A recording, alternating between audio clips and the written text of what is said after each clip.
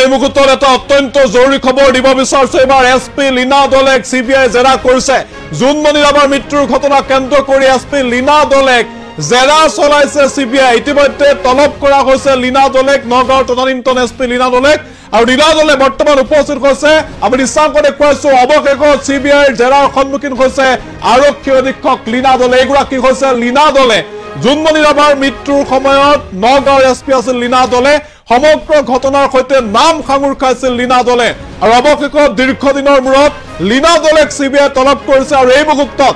নগাঁৱত লীনা দলেক জেৰা চলোৱা হৈছে সিবিআই এটা দলে লীনা দলেক এই মুহূৰ্তত জেৰা চলাইছে আৱৰ্ত ভৱনত উপস্থিত হৈছে নগাঁৱৰ তদানীন্তন এছপি লীনা দলে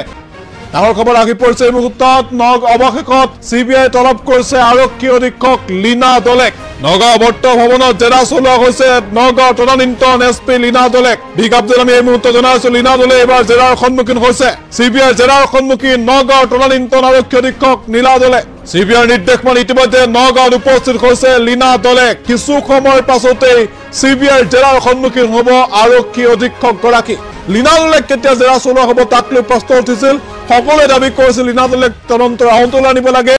জেৰা চলাব লাগে অৱশেষত লীনা তাত উপস্থিত হৈছে আৰু এই মুহূৰ্তত সংবাদ মাধ্যমৰ পৰা আঁতৰি আছে লীনা দলে সংবাদ মাধ্যমৰ আগত কোনো মন্তব্য নিদিলে তদানীন্তন এছপি গৰাকীয়ে কাৰণ জুনমণি ৰাভাৰ ঘটনাত সমগ্ৰ ঘটনাত নাম সাঙুৰ খাইছিল এগৰাকী এছপিৰ দীৰ্ঘদিনৰ মূৰত আজি জেৰাৰ সন্মুখীন হৈছে লীনা দলে এই মুহূৰ্তত এডিচাংক আগবঢ়াইছে